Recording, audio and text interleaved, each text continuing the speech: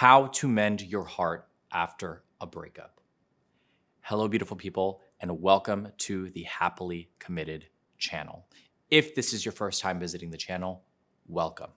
If you have already been a member for quite some time, welcome back. In case you do not know who I am, my name is Danny, and I am the head coach here at the Happily Committed project, as well as one of the head coaches for the With My Ex Again project. And you've probably seen a few of my videos on the Love Advice TV channel as well. As I mentioned in the beginning of the video, what we are talking about today is mending your heart after a breakup. And the reason why I wanted to create this video is because this is actually something that I get asked a lot in my one-on-one coaching sessions. I get asked this in my DMs, my emails, on the YouTube channel, in the comments. And I think it's a very important topic. I think it's a very important question because at the end of the day, when you are in a relationship, when you are developing a relationship with somebody, when you are falling in love with somebody, there is always the chance that it will end in heartbreak. And it's not something that I like to focus on, right? Because for me, I think focusing on the positives, I think focusing on the fundamentals of a healthy and sustainable relationship are the priority. But that doesn't take away from the fact that some relationships do end. And if you are currently in that situation, I empathize with you. I know how difficult that can be. I would not be sitting in this chair, in this position, talking about what I am talking about if I had not been through the situation myself. And what I wanted to provide for you were some tips, some tools, and recommendations that you can utilize to start to mend your heart after a breakup. You know, they call it falling in love for a reason, right? Because there is almost this sense of not being in control when you are falling for somebody. And that's why they say you are falling, right? It's that kind of spiraling type of feeling. And it's not a negative thing. It can be incredibly exciting and exhilarating and bring a lot of joy and happiness. However, it can also turn out to not be the greatest experience, and it can also not work out.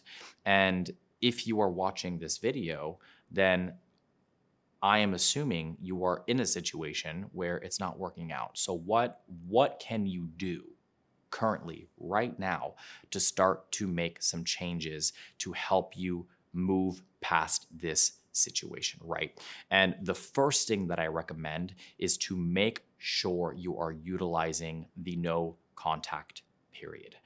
We talk about it a lot in our videos, and a lot of people feel like, you know, maybe it's just a strategy that is generally applied across the board. But the reason for why we talk about a no contact is it is necessary for you to take a step back and really recenter yourself and reground yourself. And it's very difficult to do that when you are still in contact with your ex, whatever the dynamic or the relationship may be at this point. You know, maybe you had an amicable breakup and there wasn't a lot of frustration and resentment and anger that was attached to it, but there's still a lot of hurt and pain because you were hoping for the relationship to work out. Even in that situation or that circumstance, it is important to take space. It is important for you to pull back and focus on you. It gives you the ability to view the situation more objectively instead of being subjectively in the experience. Because when you're in it, it's just this, right? You're tunnel vision. You're only focused on what you're feeling in that moment and the person that's directly in front of you. So take a step back. In taking a step back, that allows you to grieve, right? And that's step number 2. That's tip number 2. And you may be saying to me, Coach Danny, that's the most ridiculous recommendation that I've gotten. And I understand. For me to sit here and tell you, you just need to cry it out. I get how generic that sounds, but it's true. And the reason why I say that is because allowing yourself to grieve the relationship pulls you out of a state of limbo. Oftentimes I work with people where they know the relationship is over. They understand logically that things are not the same way that they were, but emotionally they're still stuck. I don't want you to be stuck. I've been there before and I understand how complicated that can be. So I always recommend allowing yourself to grieve. Cry it out. If you have to, scream into your pillow. Make a routine for yourself where if you are at home, right, and you start to get the feels, allow yourself that moment. Don't try to push it away, because the more you try to push it away, the worse it will get. The louder that voice inside your head will get. So allow it to hold up some space for a little bit, and in doing that, you're actually healing bit by bit. So set a timer, right? You start to feel your feels. Maybe you're watching a Netflix show, you're by yourself, or you're with a roommate, or whatever the case may be. Go into a room where you feel comfortable, where there's some silence, where you can really sit with yourself, set a timer for 10 or 15 minutes, and just let yourself cry, let yourself grieve, let yourself be upset and angry, because all of those things are catalysts and fuel to get you to the next phase, which is acceptance and understanding, and to finally reach a state of calm compared to being in a state of panic at all times. And what is one thing that you can utilize right now that I always recommend for clients? It's journaling or meditation. Writing your thoughts out and really being able to view them objectively, view the situation objectively, helps exponentially. And it may not feel that way initially. I get it. But over time, believe me when I tell you, it is so incredibly helpful, because you're also getting everything that's in your head and in your heart out on the page. So you're not having to compartmentalize and push all these things down, which in turn, later on down the line, if you get into another relationship, or maybe even just with interpersonal relationships, you will be triggered and certain things will come out because you did not deal with them and you did not cope with them correctly, right? So what is the next thing that you can do, right? And for me, it's about creating healthy routines for yourself. If you are in pain, if you are currently suffering because you want the relationship, but it is not a possibility right now, create healthy distractions for yourself. Bring attention and focus back to you. Rebuild your confidence. And you can do that by setting micro goals for yourself, right? So if you've been sitting on that couch for the past 24, 48 hours in your sweatpants with popcorn all over you, get your ass up.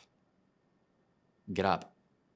And I know that is harsh, and I understand, but the action of getting up and actually doing something for yourself will make a world of difference. It may not feel that way initially, again, like I said, but over time, it will help. Get outside, go for a walk, maybe join a gym, do something physically active to get all that extra energy out. Shit, if it even means going to brunch with your friends on a Sunday and having a few mimosas more than you should, do it. Just get out of your current environment, change up the scenery. Another thing that I tell people too that's nice when it comes to projects, and we always focus on the internal, right? Working on self-development, working on yourself, self-awareness, all these things. But sometimes the external really helps you to shift your mood. So maybe it's a room project that you take on. You repaint your room, you redesign your room, you get new bed sheets, whatever it is that you need to do to change your environment so you don't feel like you're stuck in the same place that you were before will help. And the last thing is lean on your support system. You have friends, you have family.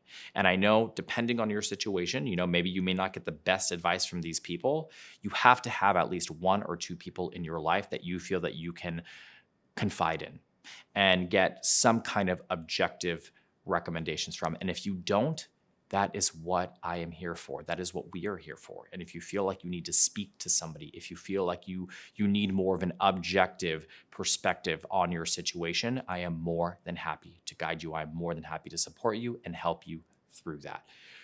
If you are wanting to do that, I would highly recommend a one-on-one coaching session. It is something that has helped so many people in the past. And it's not because I'm trying to pat my own back. It is because you actually have the ability to speak to somebody who has an understanding of how these situations work and help you navigate through that. And that is what I do. And I specifically work with communication, reattraction, self-awareness, and moving on from situations like this.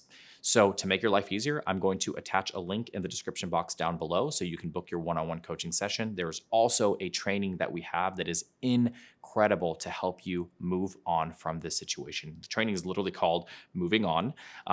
And to save you some time, I will also put that in the description box down below. So all you have to do is click that link and get that training and start the process of healing and moving on today, mending your heart today.